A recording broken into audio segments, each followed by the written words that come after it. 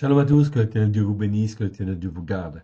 Bienvenue donc à cet enseignement sur le mot en fait méchanceté toujours, mais on va changer de mot en fait en hébreu. On va donc remettre ces quelques instants à l'Éternel Dieu et je vais vous expliquer, je vais tout vous dire. Père très saint, nous te rendons grâce dans le précieux nom de Yeshua, que ton nom soit béni, honoré, lui toujours et partout. Nul n'est comme toi dans le ciel. Merci Seigneur pour cet enseignement que tu nous donnes aujourd'hui. Oui, Seigneur, parce que c'est toi qui nous formes, qui nous façonne, qui nous apprend à être meilleurs, à être plus pertinent encore, à saisir toute la sagacité, Seigneur, des choses. Nous te rendons grâce dans le précieux nom de Yeshua, ton Fils bien-aimé. Merci Seigneur pour cet enseignement que tu nous donnes.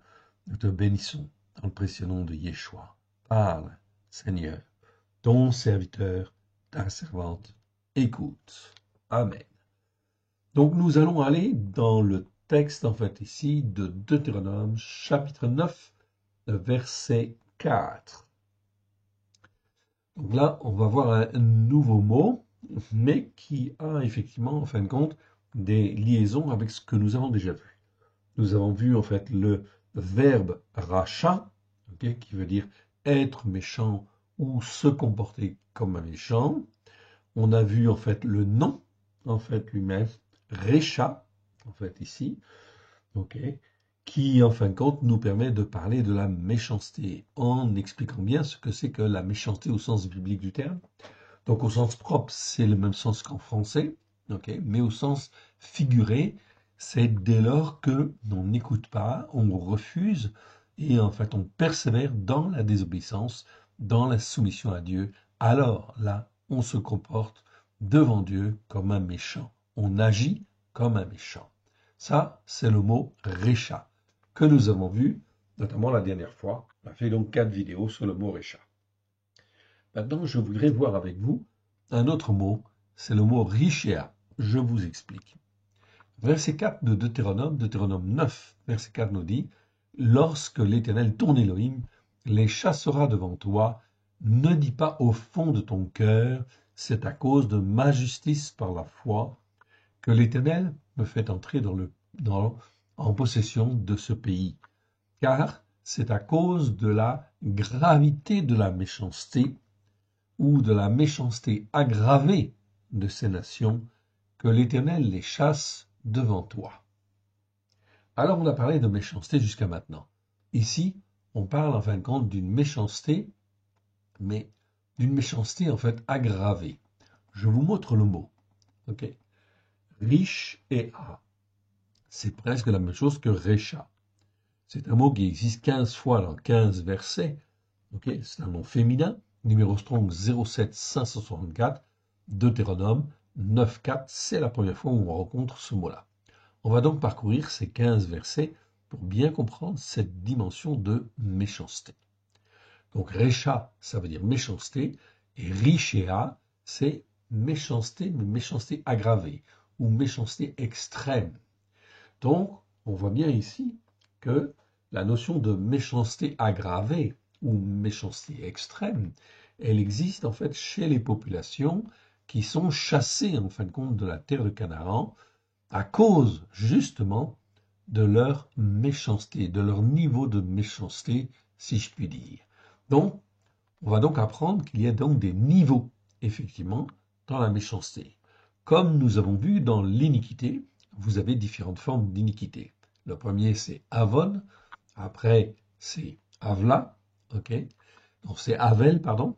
Ensuite, Avla, Avlata, etc. Il y a donc des gradations, en fin de compte, dans l'iniquité. Okay. Dès lors que l'on persévère, que l'on perdure, en fin de compte, dans la désobéissance, on tombe dans l'hypocrisie et la duplicité. Donc, des iniquités qui sont empreintes d'hypocrisie et de duplicité, ou qui sont remplies d'hypocrisie et de duplicité. Eh bien, c'est la même chose avec le mot méchanceté. Méchanceté, le premier niveau, c'est récha. Oui, bien sûr. Et le niveau supérieur, c'est le mot richéa. On va voir la définition, si vous voulez bien, pour bien clarifier en fait les choses. Donc, la définition du mot richéa, la voici. Je vous la donne en fait ici. Okay, on va l'agrandir. Et c'est important pour apprendre justement à avoir un jugement juste devant l'Éternel. Ok, ça va de soi. Alors, ici, Richia. Comme vous le voyez écrit à l'écran, ça s'écrit avec un resh, un shin, okay, un aïn et un e. Le mot recha, pardon, s'écrit avec un resh, un shin et un e. Excusez-moi si je tousse un petit peu, ok, je sors juste en fin de compte d'une, comment dire, euh, d'une, comment dire, euh, bref, j'ai été malade, j'ai eu surtout un gros rhume en fait ici quelque part. Ok, donc ça m'a handicapé pendant en fait une bonne semaine. Mais en fait, par la victoire de Christ, nous sommes vainqueurs, plus que vainqueurs. Donc Richia ici nous parle donc de méchanceté. Mais ici, on va dire méchanceté aggravée, méchanceté extrême, grande ou immense méchanceté, méchanceté abondante, méchanceté innée sur le plan physique, moral ou spirituel, méchanceté mortelle, évidemment, empreinte d'orgueil et de rébellion. Elle amène systématiquement une condamnation à l'extermination selon les Écritures. Donc là, on est dans un niveau de méchanceté qui appelle automatiquement en fait une condamnation. Si le méchant ne revient pas de sa méchanceté extrême, évidemment, on verra que dans Ézéchiel chapitre 33, même le Seigneur dans sa grande bonté, si quelqu'un était tombé en fait dans cette méchanceté extrême, mais qu'il se repent et qu'il revient de sa méchanceté extrême, il peut revenir. Ok? Enfin, il peut revenir s'il est dans l'humilité, s'il est dans la repentance, et en fin de compte, le Seigneur, en fin de compte, lui accorde par son esprit, en fait ici, le salut. Le mot Richia vient bien sûr du mot Recha, que nous avons vu. Recha, qui veut dire, lui, méchanceté, on est bien d'accord. Qui veut déjà dire méchanceté, en incluant toujours une attitude de cœur empreinte d'orgueil et de rébellion contre Elohim. Donc on voit que le mot Recha est déjà, en fin de compte, une attitude, en fait ici, comment dire, de cœur empreinte d'orgueil et de rébellion contre Elohim. Donc Richea, c'est en fait encore plus fort. Ici la terminaison, mais ici la terminaison Kamatz et, en fait ici, donc Kamatz et, eh bien je vous le montre, pardon, ok, je redescends un petit peu, ok, Deutéronome 2, voilà. Kamatz et, Kamatz, c'est la voyelle que je vois sous le Haïn, et puis le E, c'est la lettre ici. Donc Kamatz et, sur en fait les lettres finales ici. Eh bien, ça a très souvent, en fin de compte, ici une signification particulière en fait en hébreu. La terminaison kamatz et montre toujours une méchanceté accrue, augmentée, extrême. Rappelons la racine ancienne, reshin, associée à la lettre aïn, est ici le signe de tout ce qui rayonne, influence l'entourage, mais est fourbe, faux, pervers et mauvais. Donc, avec le mot riche et a, eh bien, on est là, en fait, face à des hommes et des femmes qui, en fin de compte, peuvent rayonner, ok, influencer l'entourage dans, en fait, ici, ce qui est fourbe, faux, pervers et mauvais, mais d'une manière, en fait, forte, d'une manière extrême. C'est donc très important de bien le comprendre. Dans ce cas-là, bien sûr, ça entraîne une condamnation. Excusez-moi. On décrit là donc une méchanceté accrue qui rayonne tout autour et qui a donc une influence particulièrement mauvaise sur l'entourage. C'est donc important d'avoir cette définition dans le mot. C'est pour ça qu'en fait ici, dans Deutéronome, ok, 9.4, eh bien on a bien cette dimension en fin de compte là. Je réduis en fait ici mon, comment dire, mon commentaire afin qu'il soit plus normalisé et que je n'ai pas trop de désordre dans ma base. Donc j'agrandis pour que vous voyez mieux le texte et on va reprendre à partir du verset 1 en fait ici. Donc ici je reprends en fin de compte dans ce chapitre 9 de Devarim et on va pas lire du verset 1 au verset en fait 4. Je recentre pour que vous puissiez bien voir. Donc là, on a pris tout l'écran. Écoute Israël, tu vas aujourd'hui passer le Garden pour te rendre maître de nations plus grandes et plus puissantes que toi, de villes grandes et fortifiées jusqu'au ciel. D'un peuple grand et de haute taille, les enfants d'Anak, que tu connais et dont tu as entendu dire, qui pourra résister, qui pourra tenir contre les enfants d'Anak. Donc on voit la réputation de ces habitants, en fin de compte, ici dans le pays. Sache aujourd'hui que l'Éternel, ton Élohim, marchera lui-même devant toi comme un feu dévorant. C'est lui qui les détruira, qui les humiliera devant toi. Tu les chasseras, tu les feras périr promptement comme l'Éternel te l'a dit. Donc on voit que là, il y a bien un jugement contre ces nations qui font preuve non pas simplement de méchanceté, mais de méchanceté aggravée, en fait, on peut dire. Donc, verset 4, l'Éternel Dieu le dit très bien. En fait, ici, lorsque l'Éternel, ton Élohim, les chassera devant toi, ne dis pas au fond de ton cœur, c'est à cause de ma justice par la foi. Ah non, certainement pas. Que l'Éternel me fait entrer en possession de ce pays, car c'est à cause de la gravité de la méchanceté de ces nations que l'Éternel les chasse devant toi. C'était donc très important de bien comprendre ça. On voit donc bien un niveau, effectivement, dans la méchanceté. Récha n'entraîne pas la condamnation ni la destruction, mais Richia entraîne systématiquement, en fait ici, comme c'est de la méchanceté aggravée, entraîne systématiquement la ruine ou la destruction. S'il n'y a pas repentance, évidemment. On continue en fait ici, dans les explications, on va au verset 5. Non, ce n'est point à cause de la justice par la foi, de la droiture au fond de ton cœur, que tu entres en possession de leur pays. Mais c'est à cause de la gravité de la méchanceté de ces nations-là que l'Éternel, ton Élohim, les chasse devant toi, et c'est pour confirmer la parole que l'Éternel a jurée à tes pères, à Abraham, à Yitzhak et à Jacob. Donc, on voit bien en fait ici que l'Éternel Dieu fait toujours référence à l'alliance qu'il fit avec Abraham, Israël et Jacob. Donc, l'Éternel Dieu permet en fait que les uns et les autres puissent grandir en fait un peu comme ils le veulent. Est-ce qu'ils veulent écouter, mettre en pratique la parole de Dieu comme Dieu le veut? Ok, Dieu voit, Dieu sonde les cœurs, Dieu juge et effectivement endurcit en fait les cœurs.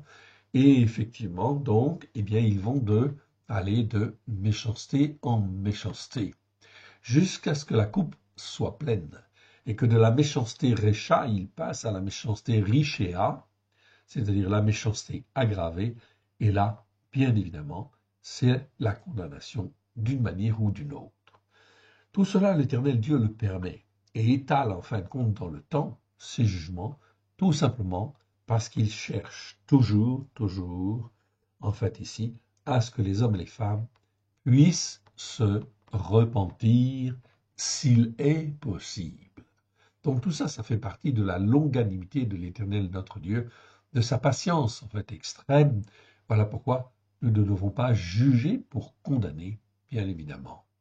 Mais l'Éternel Dieu nous permet de voir et de bien comprendre comment en fait il juge, afin que nous puissions apprécier en fait les choses à leur juste valeur. Verset 6, si je continuais en fait ici, sache donc que ce n'est point à cause de ta justice par la foi que l'Éternel ton Élohim te donne ce bon pays pour que tu le possèdes, car tu es un peuple au cou raide. Donc, l'Éternel Dieu avait bien effectivement dit que son peuple, c'était pas le meilleur en fin de compte des peuples, c'est un peuple au cou raide. Mais l'Éternel Dieu espère toujours qu'il va y avoir de la repentance et qu'ils vont revenir, qu'ils vont s'améliorer, s'attacher en fait à lui et rester en fait attachés à lui. Tout ça, ça fait partie en fin de compte de la bonté et de la miséricorde de Dieu qui ne veut même pas que le méchant en fin de compte, meure, mais c'est qu'il change de voie. Pour cela, l'Éternel Dieu cherche des hommes et des femmes à droite et à gauche qui soient bien ancrés sur les Écritures, sur la Torah, les prophètes et les psaumes, et qui, en fin de compte, puisse témoigner, en fait, autour, être lumière dans les ténèbres, afin que, justement, cette lumière puisse briller et que les uns et les autres puissent voir qu'il y a, en fait, un Dieu qui est un Dieu qui sauve, qui bénit, qui guérit, qui délivre, etc. Donc ça, c'est effectivement extrêmement important, d'où ce qui est fondamental, bien sûr, c'est d'apprendre à juger comme Dieu juge. Alors, je vais prendre en fin de compte ici la définition de mon mot Richard. OK. Et on va aller chercher en fait le suivant. Donc, je le mets dans ma zone de recherche ici. Et puis, c'est parti. On y va. OK. Donc, on va arriver en fin de compte. OK, le verset suivant, c'est Deutéronome chapitre 25. Deutéronome chapitre 25, verset 2. Alors là, on va simplement lire versets 1 à 2. Donc 25, versets 1 à 2. Lorsque les gens ayant entre eux une querelle se présenteront en vue d'un jugement, afin d'être jugés, on absoudra celui qui est juste, c'est-à-dire le tzaddik, en fait ici.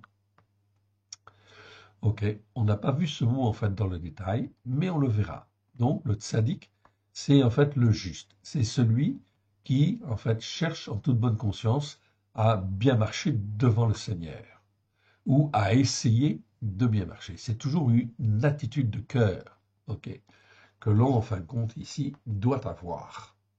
C'est donc très important de le dire. On n'est pas parfaitement juste, non. Mais nous avons été rachetés. Rachetés par le sang de l'agneau, donc par un prix, enfin, extrêmement cher, effectivement, donc extrêmement précieux. C'est pour ça qu'on dit racheté par le sang précieux de Yeshua. Pourquoi faire? Pour qu'on appartienne en fait à Dieu, à l'éternel Dieu, afin que l'on puisse rentrer dans la promesse faite à Abraham, Isaac et Jacob, où Dieu dit en fait à Abraham qu'il sera une multitude de peuples. C'est-à-dire une multitude de croyants, en fait ici, sur la Torah, les prophètes et les psaumes, à la gloire de son saint nom. C'est donc extrêmement important. Donc quand je donne mon cœur et ma vie à Yeshua, et rien n'est fini. Tout commence en fait à ce moment-là. C'est-à-dire que je dois apprendre à être un juste et à me comporter en fait ici comme un juste en ayant en fin de compte un jugement juste et à marcher dans la justice par la foi. Donc ici, lorsque quelqu'un vient pour être jugé, on absoudra celui qui est juste et l'on fera condamner sans compromis. Donc ici, c'est le verbe en fait ici, rachat. Okay. Rachat, que l'on a vu, en fait, ici. On a vu le verbe, hein? On a fait les vidéos, en fait, là-dessus. Ok. Ça, c'est le verbe. Ça veut dire, en fin de compte, être méchant, agir comme un méchant, ou, en fin de compte, condamner, en fait, quelqu'un comme un méchant parce qu'il a, en fait, il s'est mal comporté. Et l'on fera condamner sans compromis, ici, c'est le verbe, en fait, ici. Donc, très important. Ok. Le verbe rachat. Et j'ai en fait ensuite l'adjectif rachat, que l'on n'a pas vu en fait encore, mais que l'on verra. Vous voyez, en hébreu, ça s'écrit de la même manière. Ici, on a le verbe, 34 fois dans 34 versets, ça veut dire être méchant, ou se comporter comme un méchant, ou condamner en fait ici, quand c'est horriphile, ici, vous le voyez, je vous l'ai expliqué en fin de compte dans le verbe, quand c'est un ifil, c'est en fin de compte rendre méchant ou en fait ici condamner. En fait ici, on fera condamner. Okay.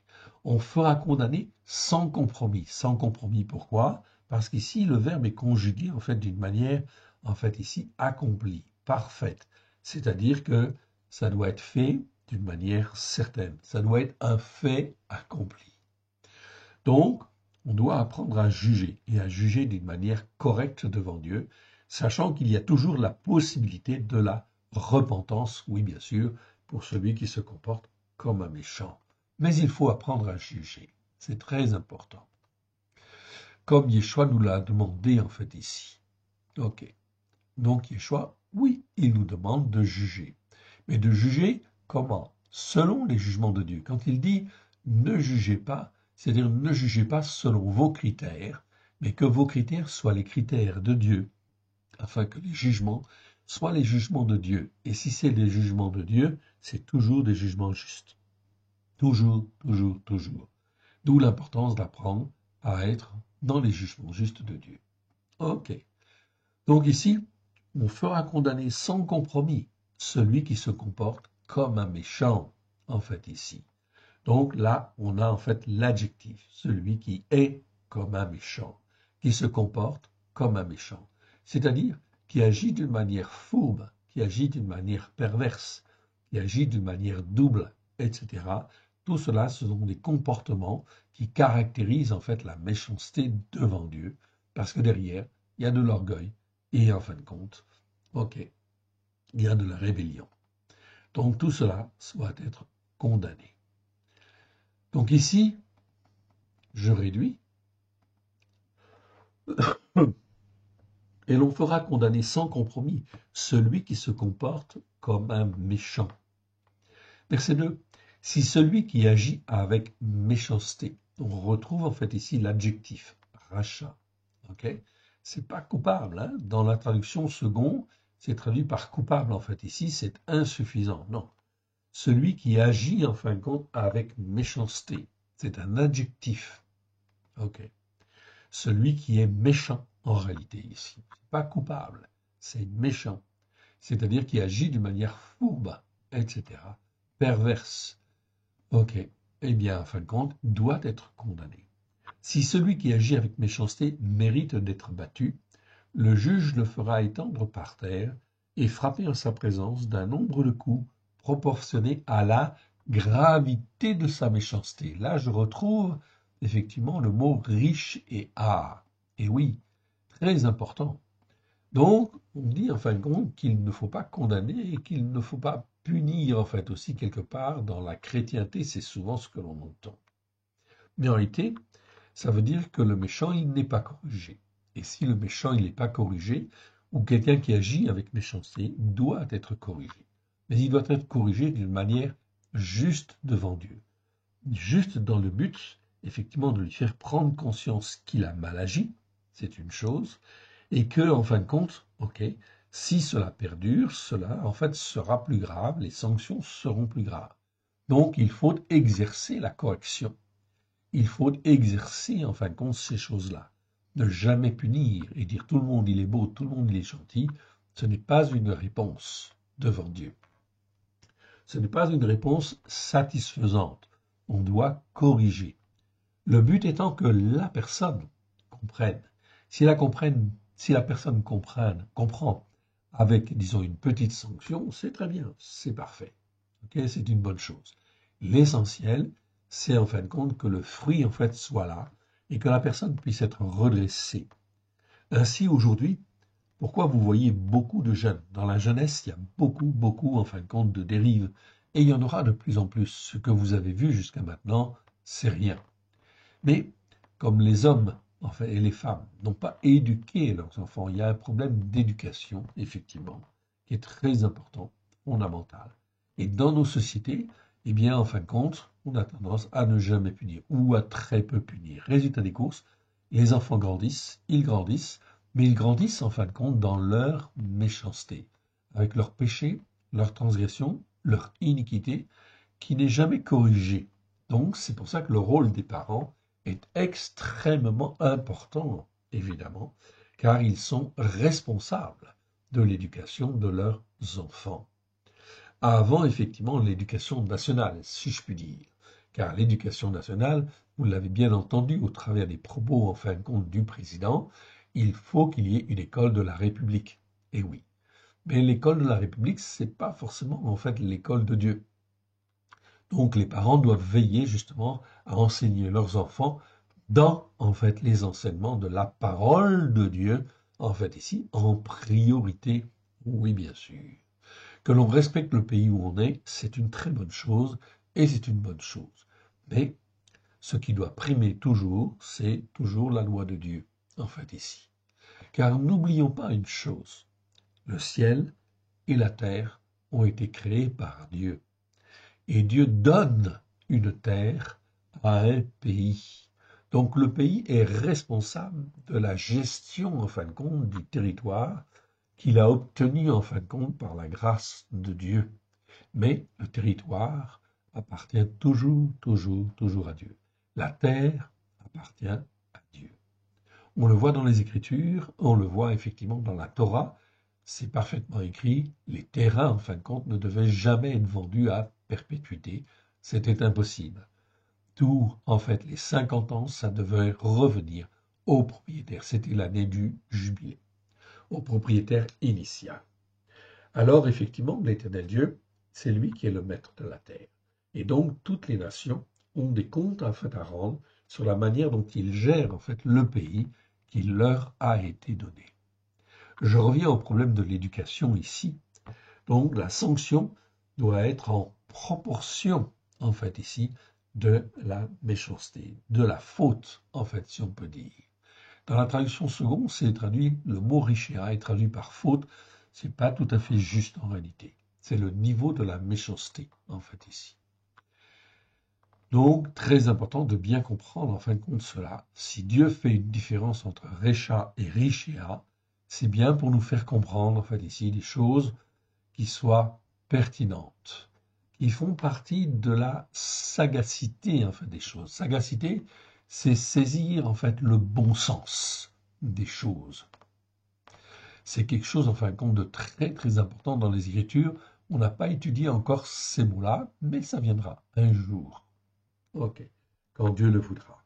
C'est donc très, très important. On continue? Ok.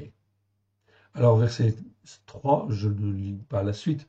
Ok, simplement, en fin de compte, qu'il ne faut pas que ce soit effectivement une sanction trop difficile, effectivement, ou trop pénible, qui endommage, en fin de compte, les choses, ou avilisse, en fait, la personne, évidemment.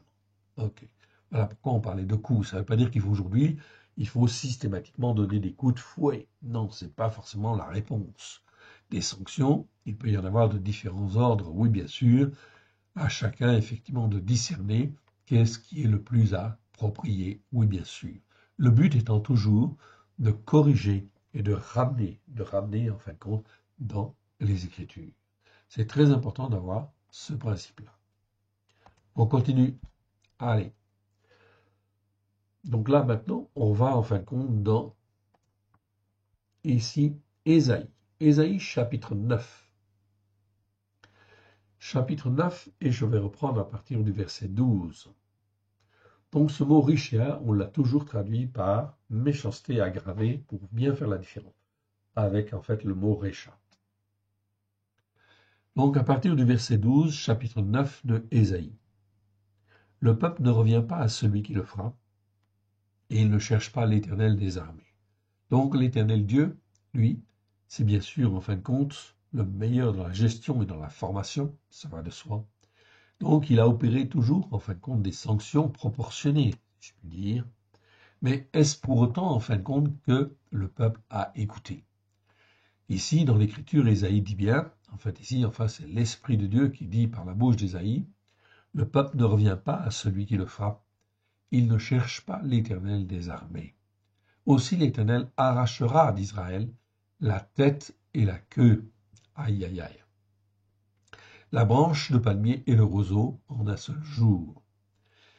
Alors, on va voir ce que c'est, en fait, ici. Verset 14, ce que c'est que la tête et la queue. Verset 14, l'ancien est celui qui représente l'autorité, c'est la tête. Donc, tous les anciens, en général, eh bien, c'est ce qui représente, en fait, la tête. Oui, bien sûr. Ok. La tête et la queue. Ok. Et celui qui représente l'autorité, c'est la tête. Et le prophète qui enseigne le mensonge, c'est la queue. Donc c'est très clair en fait ici. Tous ceux qui enseignent des choses qui sont fausses par rapport à l'écriture, on est toujours par rapport à l'écriture, on est bien d'accord. Eh bien en fin de compte, ok, c'est la queue. C'est-à-dire c'est un prophète de mensonge, en fait ici. Donc Dieu dit en fait à un moment donné, si vous continuez comme cela, eh bien en fin de compte, ok, j'arracherai la tête et j'arracherai la queue. C'est-à-dire qu'en fin de compte, tous les responsables, ceux qui sont censés être des responsables, c'est-à-dire les anciens, et ceux qui représentent l'autorité, en fait ici, eh bien, seront en fin de compte anéantis, détruits, déstabilisés en fin de compte ici, complètement. Okay. C'est exactement ce qui se passe. Nous sommes aujourd'hui, donc au mois de juin, nous sommes le 12 juin. Qu'est-ce que vous voyez en fin de compte ici? Ok, avec les élections européennes.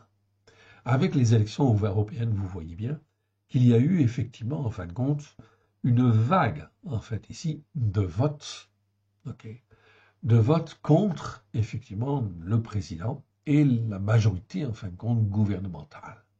Ok. C'est l'Éternel Dieu qui le permet. C'est comme une sanction.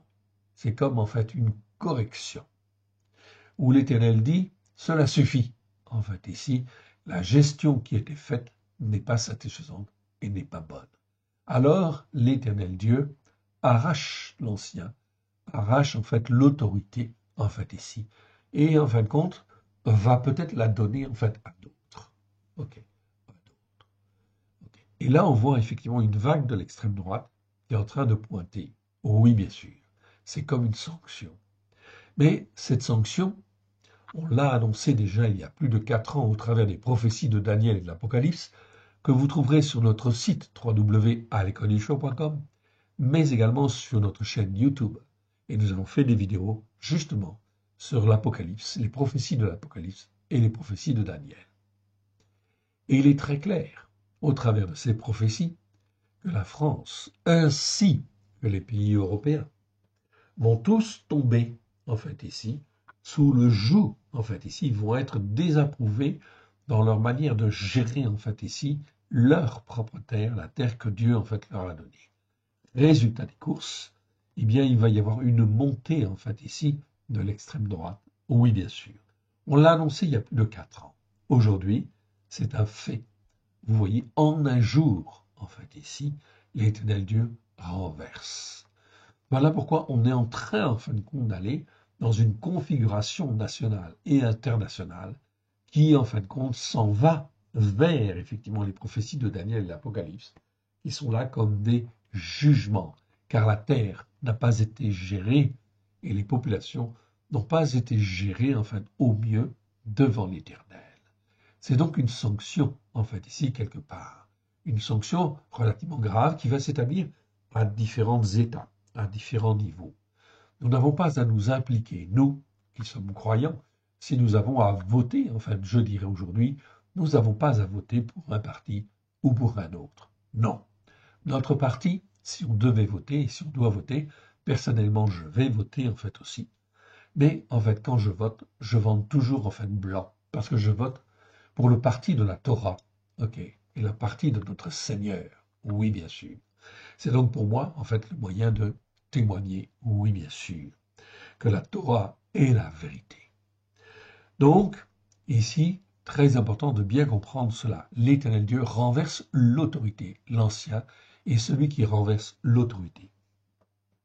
Et les prophètes qui enseignent le mensonge, eh bien ici, d'une manière plus générale, c'est tous ceux qui enseignent, en fait, sur la parole de Dieu, mais qui n'enseignent pas la vérité, qui n'enseignent pas que la Torah est la vérité.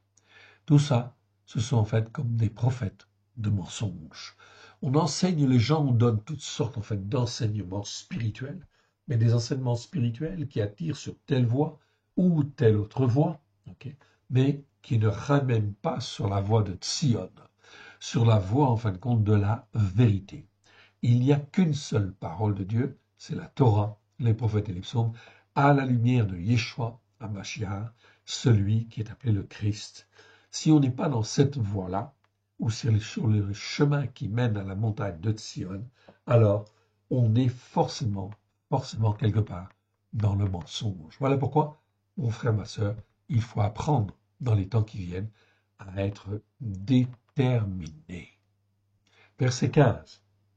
Ceux qui conduisent ce peuple l'égarent, et ceux qui se laissent conduire se perdent. Donc là, c'est vraiment extrêmement parlant, en fait, aujourd'hui, en ce qui nous concerne. C'est pourquoi mon Adonai ne saurait se réjouir de leurs jeunes hommes, ni avoir pitié de leurs orphelins et de leurs veuves. Car tous sont des impies et des méchants, et toutes les bouches profèrent des infamies. Malgré tout cela, sa colère ne s'apaise pas et sa main est encore étendue.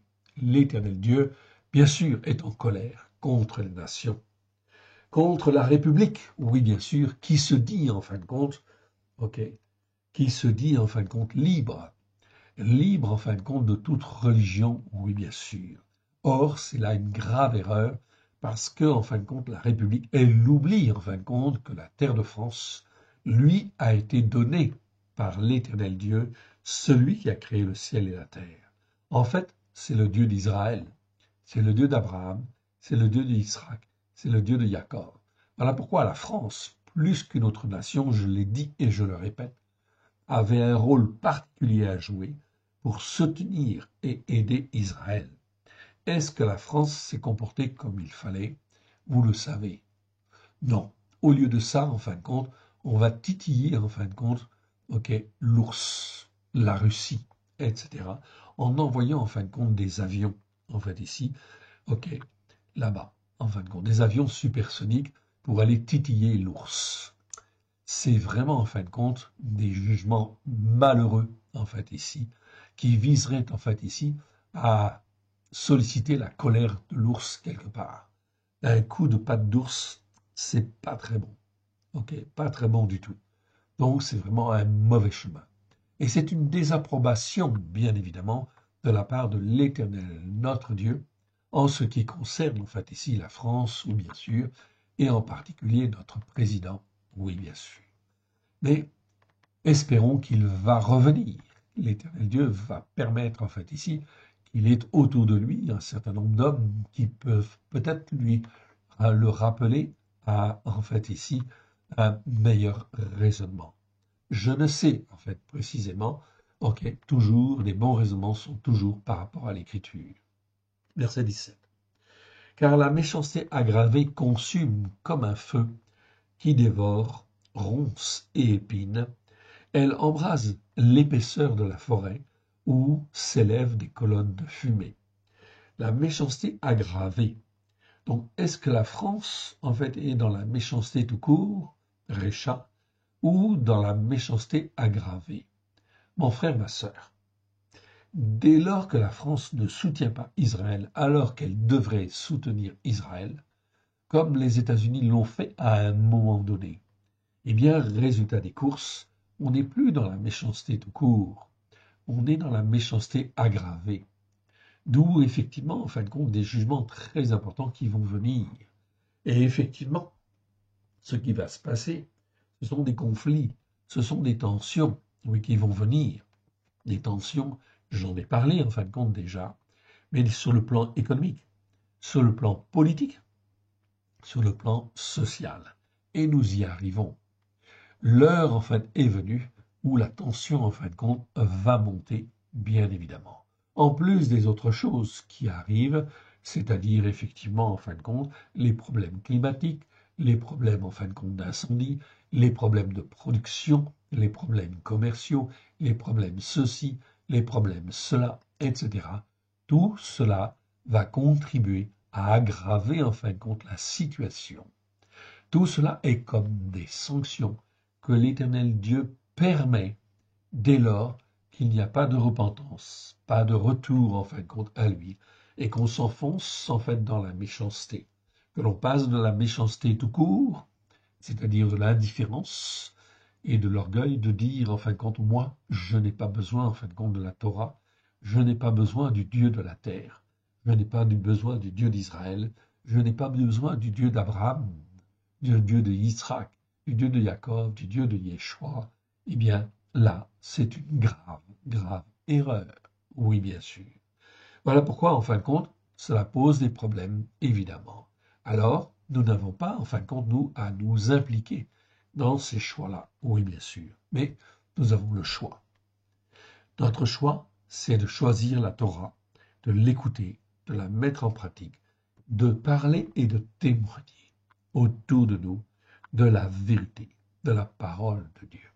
Ce n'est pas un problème pour Dieu, en fait, ici, que de donner, en fait, la terre de Canaan, en fait, ici, à un peuple qui sort du désert, ok, et qui est beaucoup moins armé, en fin de compte, que les peuples, en fait, qui sont là. Les peuples qui sont là sont méchants, en fait, ici, très méchants devant l'Éternel, et ils sont condamnés. Et ils sont condamnés, en fin de compte, parce qu'ils ne veulent pas revenir à devant l'Éternel. Alors, voilà pourquoi il faut apprendre à marcher avec l'Éternel. Et dans le combat qui nous vient, en fait, ici, qui vient de plus en plus, en fait, ici, nous avons à apprendre à marcher avec humilité, sincérité de cœur, et d'apprendre à obéir et à être dans les plans de Dieu, et non pas à côté des plans de Dieu. Verset 17. Je continue en fin de compte dans le verset 17. Ok. Car la méchanceté aggravée consume comme un feu qui dévore, ronce et épine. Elle embrase l'épaisseur de la forêt, d'où s'élèvent des colonnes de fumée.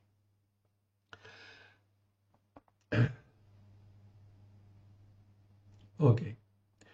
Par le courroux, je lis en fait le verset suivant, ok, de l'Éternel des armées. Ok. Par le courroux de l'Éternel des armées, le pays est embrasé et le peuple est comme la proie du feu. Nul homme n'épargne son frère.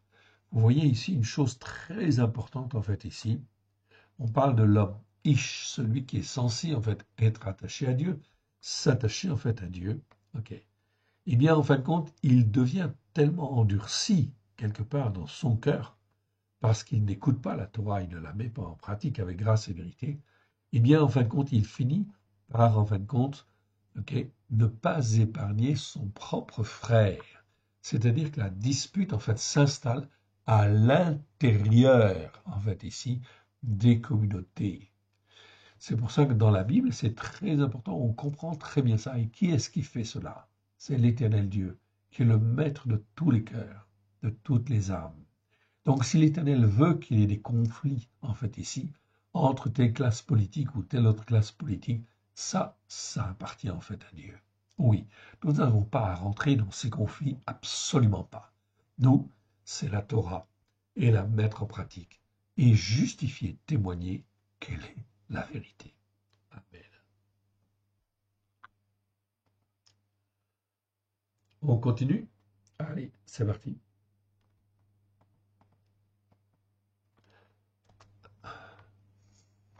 Et on arrive dans Ézéchiel. Ézéchiel chapitre 5.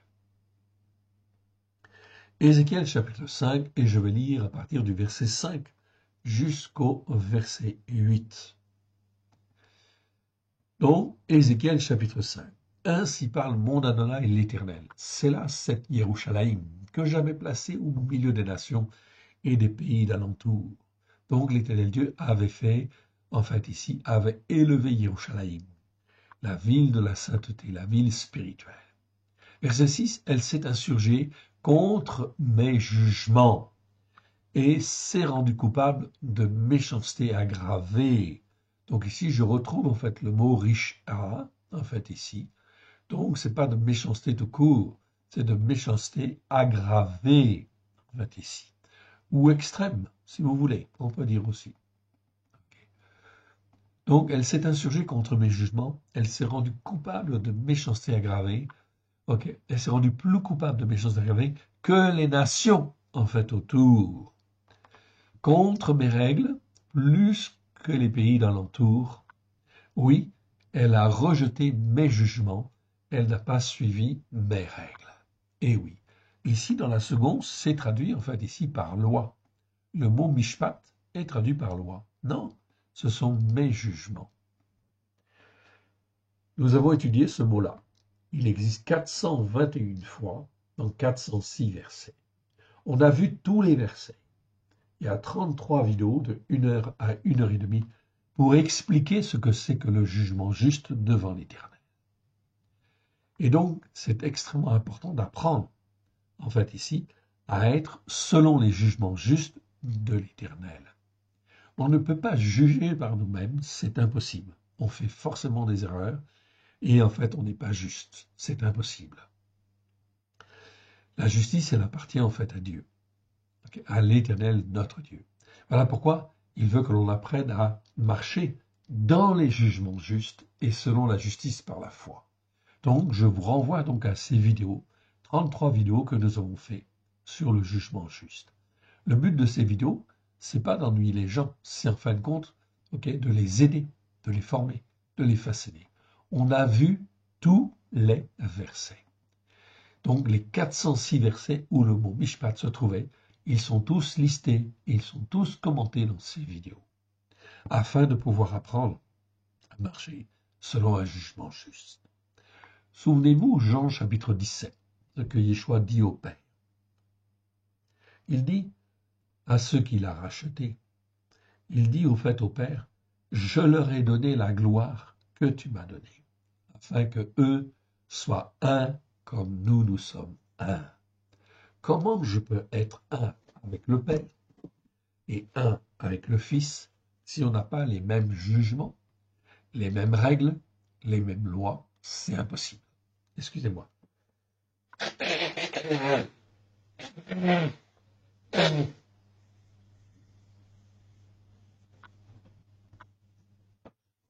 Voilà pourquoi c'est extrêmement important d'apprendre.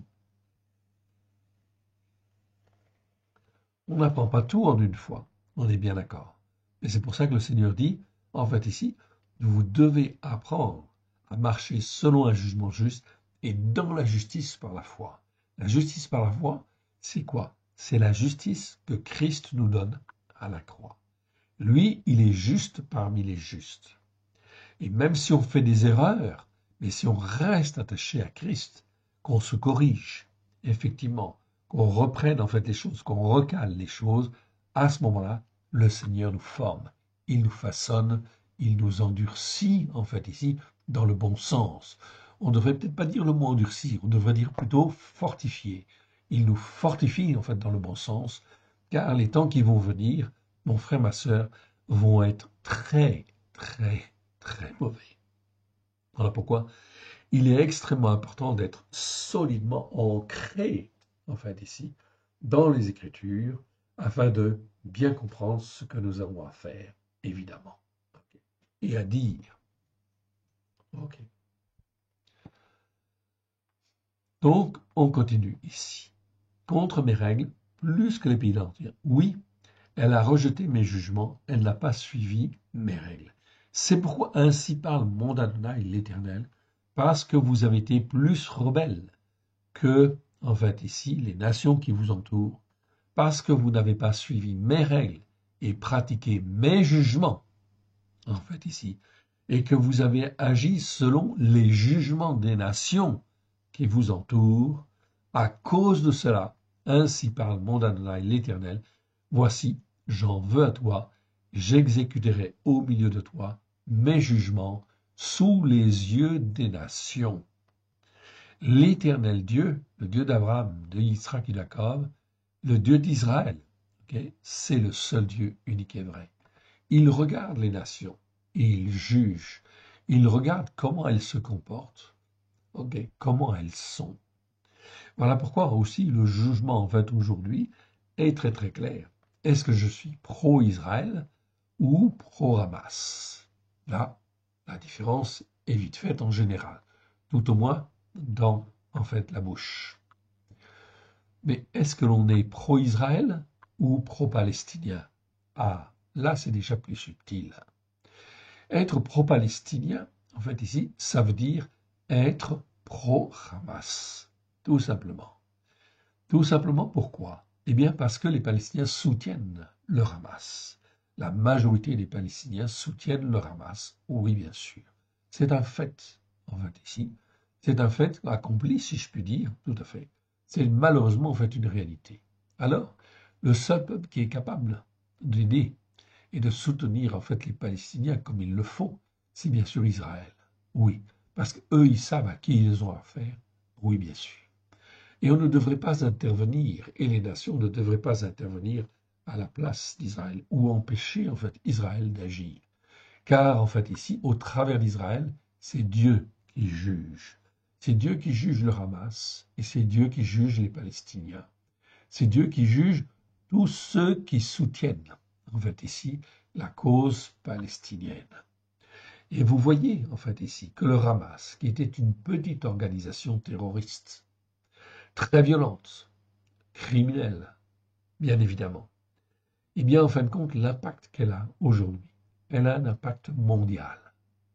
Elle a un impact mondial sur, en fait, notre jeunesse.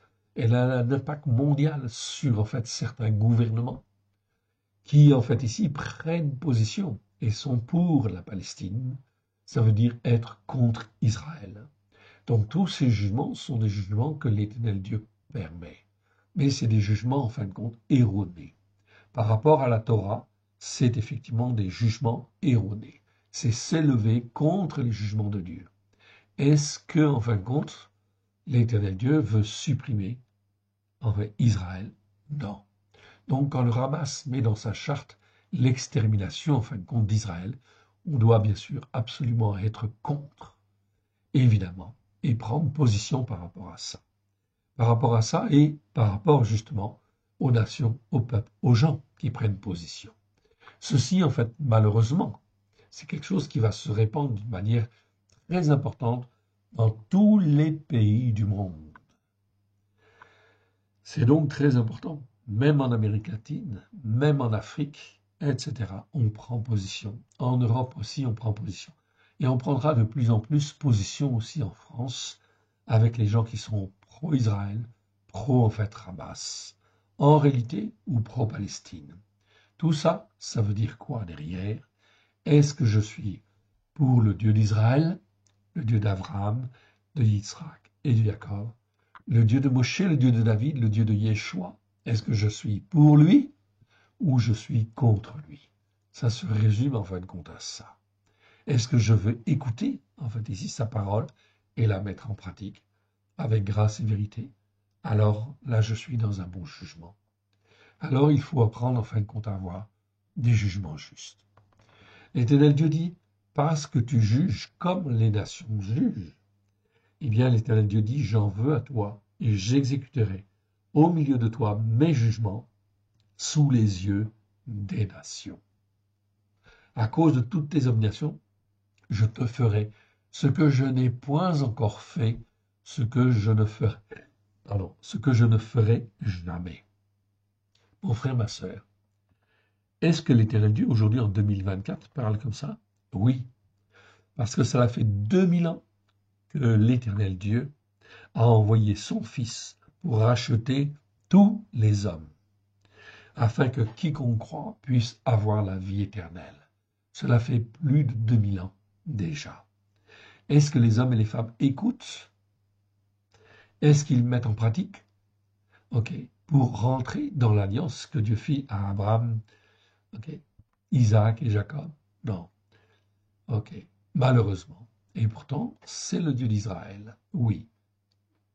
Tout de suite, ça irrite quelque part. Mais c'est pas grave, c'est comme ça. C'est effectivement la volonté de Dieu que d'agir comme cela. À cause de toutes tes abominations, je te ferai ce que je n'ai point encore fait, je ne ferai et que je ne ferai jamais. Aujourd'hui, en 2024, mon frère, ma sœur, les jugements qui vont venir sont des jugements terribles. Ok, Dieu fera ce qu'il n'a jamais fait, même à son propre pays, en fait, ici. Ok, il va le faire pour les nations, notamment occidentales, en fait, ici. Pour toutes les nations, mais en particulier les nations occidentales, car elles ont été au bénéfice de sa grâce pendant des siècles. Elles ont en fin de compte prospéré, bien évidemment. Ok. Abondamment prospéré, on peut dire, quelque part. Oui. Par la grâce de Dieu. Parce qu'ils croyaient en fin de compte un peu dans la parole de Dieu. Ils ont utilisé le nom de Jésus. Oui. Ça a permis en fin de compte, ok, de mettre en place tout un certain nombre de choses. Oui, une culture judéo-chrétienne. Oui. Mais qui n'est pas juste, qui est faussée et qui va forcément en fait entraîner dans l'erreur quelque part, et les jugements ne sont pas justes, comme l'Éternel Dieu en fait l'a dit.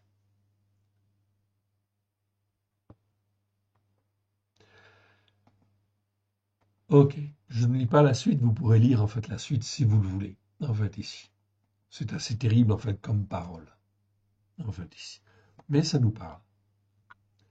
On arrive dans Ézéchiel 18. Ézéchiel 18. Et je vais lire du verset 20 au verset 32. L'âme qui pêche, c'est celle qui mourra. Le fils ne portera pas l'iniquité de son père, et le père ne portera pas l'iniquité de son fils. s'il se convertit à Christ, bien évidemment. Ça va de soi. À ce moment-là, l'iniquité des pères n'est pas portée, en fin de compte, sur, en fait, ici, les fils. Si le fils qui s'est converti, en fait, ici, écoute et met en pratique. On est bien d'accord. Donc voilà pourquoi c'est extrêmement important de comprendre que la Torah est la vérité. La justice par la foi du juste sera sur lui. La méchanceté aggravée du méchant sera sur lui. Donc là, on a bien le mot méchant, okay, c'est l'adjectif qui est utilisé comme un nom. C'est le mot récha, que l'on n'a pas vu dans le détail, okay, de 63 sur 249 versets. Okay. Mais ça nous parle bien de méchant, c'est-à-dire de celui qui se rebelle, en fait, contre Dieu, tout simplement, qui est fourbe, orgueilleux, prétentieux, qui n'écoute pas la parole de Dieu, ou qui ne veut toujours pas, en fait, écouter. Donc les hommes qui persévèrent à ne pas vouloir écouter, à ne pas comprendre, et tout le monde est capable de comprendre, en réalité. Pourquoi? Parce que cela fait 2000 ans que Yeshua est venu. Et il a tout révélé, en fait, à la croix. Il a tout révélé il y a 2000 ans. Seulement, est-ce que les hommes écoutent ou n'écoutent pas? Voilà le problème. Et c'est le problème de chacun.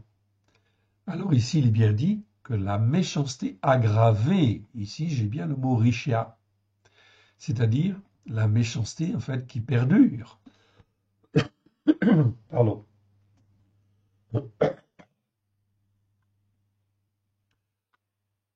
Qui perdure dans la désobéissance. La méchanceté qui reste toujours fourbe, okay, qui est toujours perverse. Quand on néglige Christ, en fait, ici, le sacrifice de Christ, alors que tout est accompli à la croix, il y a 2000 ans déjà. Ok, les témoignages sont là, évidemment, pour parler, en fin de compte, justement du sacrifice de Yeshua. Les gens, en fait, s'ils veulent écouter, ils peuvent écouter. S'ils ne veulent pas écouter, ils n'écouteront pas. Ok, et donc ils vont perdurer dans le méchanceté. Ok.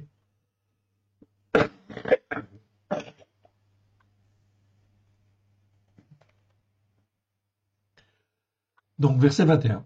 Si le méchant revient de tous les péchés qu'il a commis, s'il observe toutes mes règles et pratique un jugement juste, donc ici c'est pas agir avec droiture, c'est mishpat, c'est-à-dire agir selon un jugement juste. On a vu ce mot-là. Je ne répète pas, vous pouvez aller voir les vidéos, on en a fait 33. Ok. Donc elles sont libres, elles sont en accès libre. Et pratique un jugement juste et la justice par la foi, ça c'est le mot tzedaka. On a fait également en fait les vidéos sur le mot tzedaka, justice par la foi. Ok. C'est donc très important. Et pratique un jugement juste et la justice par la foi, il vivra. Il ne mourra pas. C'est écrit. Donc, c'est quelque chose, en fin de compte, de très très clair que nous pouvons effectivement dire autour de nous. Toutes les transgressions qu'il a commises seront oubliées, dit l'Éternel. Il vivra à cause de la justice par la foi qu'il a pratiquée ou qu'il aura pratiquée. On peut dire plutôt comme cela.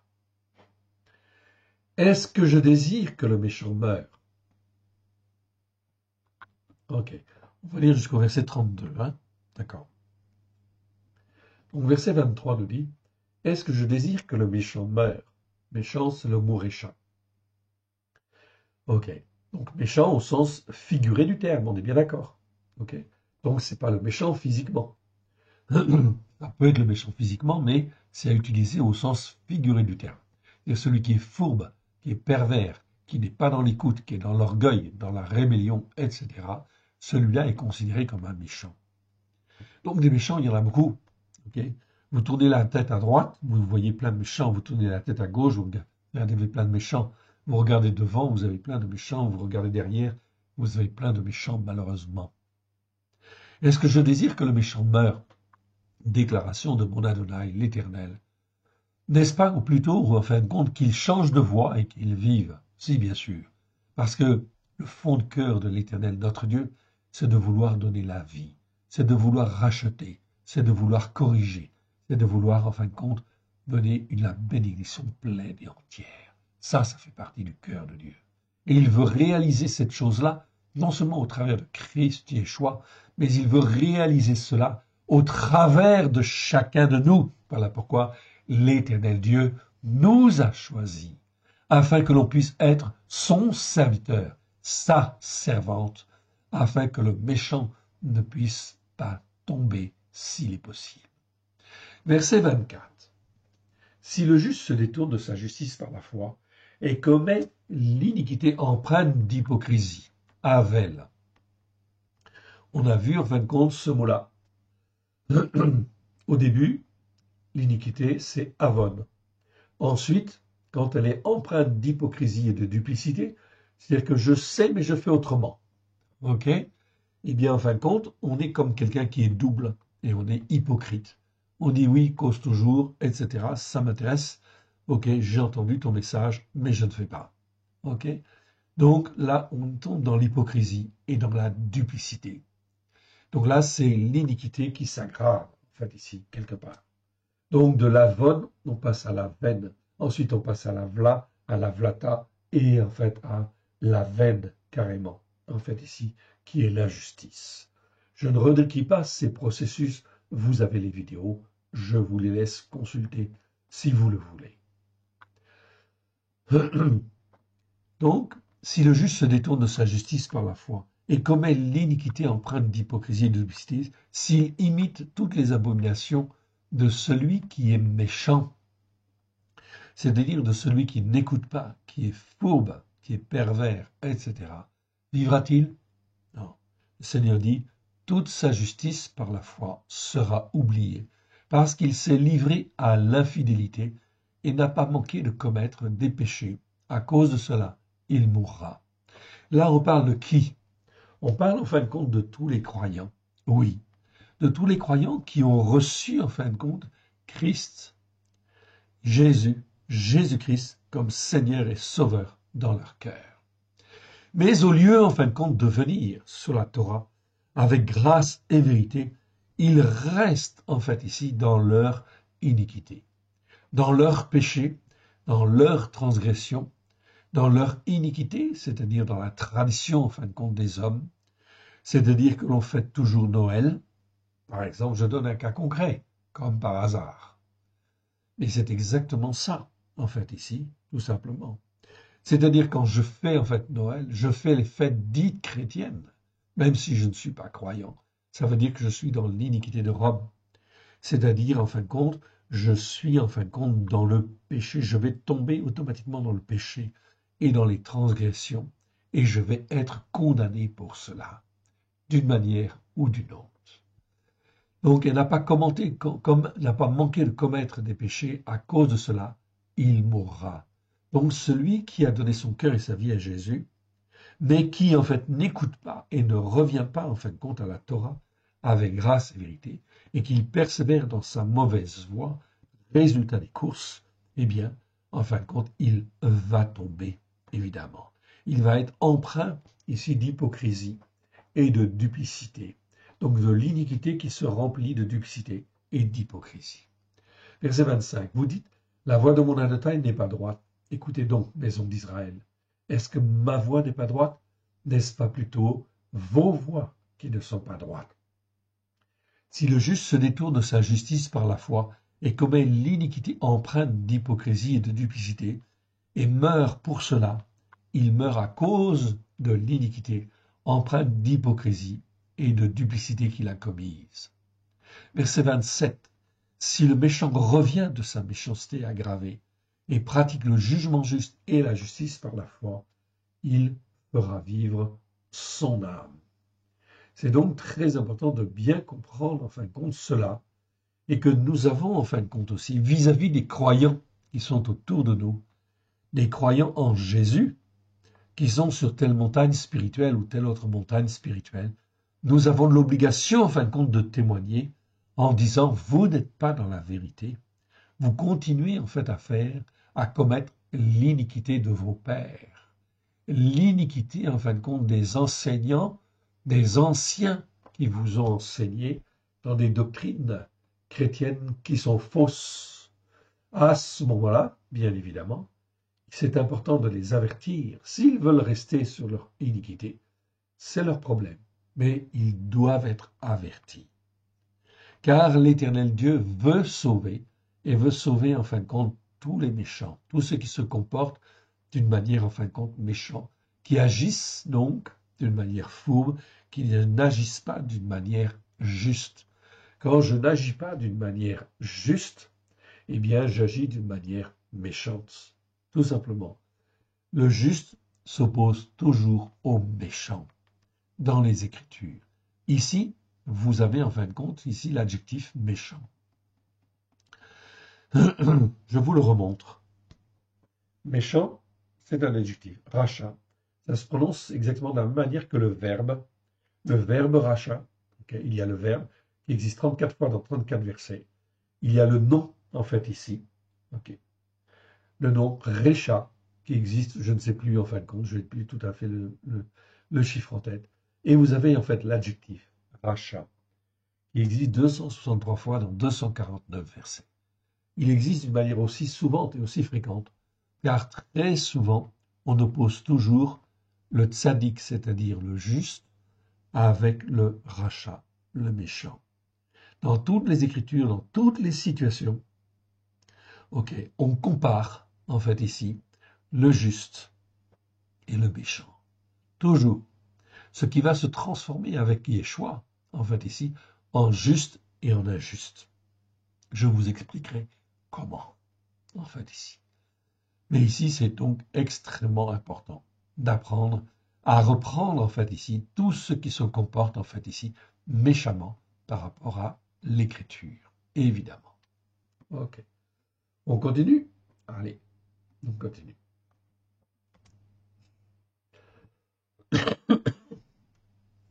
Et on arrive en fait maintenant dans Ézéchiel 18. Ézéchiel 18, que je reprendrai en fait ici. Donc je vais terminer là. Je vais terminer avec cela. Si le méchant revient de sa méchanceté aggravée, en fait ici, et pratique un jugement juste et la justice par la foi, vous voyez, on répète déjà les versets qui ont déjà été donnés. Il vivra, ok. Il fera vivre son âme, ok. Ah, c'était ce que j'avais lu tout à l'heure, pardon, autant pour moi. C'est bon. Ok, on continue. Et on arrive dans Ézéchiel 33. Ézéchiel 33, je vais m'arrêter là. Donc, Ézéchiel 33, et on fera la prochaine fois. Ézéchiel 33, verset 12. Voilà. Voilà pour cette fois-ci. Ok. Avec toutes mes excuses pour le petit rhume. Ok. J'ai fait ce que j'ai pu. J'espère que j'ai été assez clair quand même dans la manière de prononcer, en fait, ici. Ok. D'expliquer, en fait, compte ici, le mot riche et a. On va remettre, en fait, au Seigneur cette vidéo d'enseignement. Seigneur, je te rends grâce dans le précieux nom de Yeshua, ton Fils bien-aimé. Dans tout ce que nous avons dit, tout ce qui n'est pas de toi, Seigneur, et bien que cela s'en aille dans les lieux arides. Que ce qui est de toi soit loin de grâce et de vérité, et nous permettre d'augmenter en sagesse, d'augmenter en sagacité, oui Seigneur, comme tu le dis dans ta parole, à la gloire de ton saint nom. C'est-à-dire que nous puissions être mieux à même de discerner, Seigneur, les choses, d'avoir un meilleur jugement juste, afin de mieux te servir, toi, le seul vrai Dieu, et celui que tu as envoyé. Oui, Seigneur, tu vas juger à droite, tu vas juger en fait à gauche. Apprends-nous, Seigneur, à être avec toi et à mieux te comprendre dans tes jugements et à mieux te suivre pour faire ta volonté, témoigner là où tu le veux, comme tu le veux, parce que toi, tu ne veux même pas la mort du méchant. Oui, nous le comprenons et nous voulons te servir. Aussi, Seigneur, forme-nous que ta parole pénètre dans chacun de nos cœurs, que tu nous en révèles la largeur, la longueur, la hauteur, la profondeur, et que tu puisses, oui, nous former, nous façonner au travers d'elle, et que nous puissions porter le fruit que toi tu veux à la gloire de ton Saint. Nous te rendons grâce dans le précieux nom de Yeshua, ton Fils bien-aimé. Merci Seigneur pour ta parole merveilleuse que tu nous donnes. Merci Seigneur de nous apprendre à vivre les circonstances que nous vivons comme des opportunités de te servir, de te glorifier, de faire les œuvres que tu as préparées d'avance, afin de te glorifier, toi le seul vrai Dieu et celui que tu as envoyé. Merci, Père. Merci, Yeshua. Merci, Esprit Saint. Amen. Que Dieu vous bénisse, que Dieu vous garde. Shalom à tous. Amen.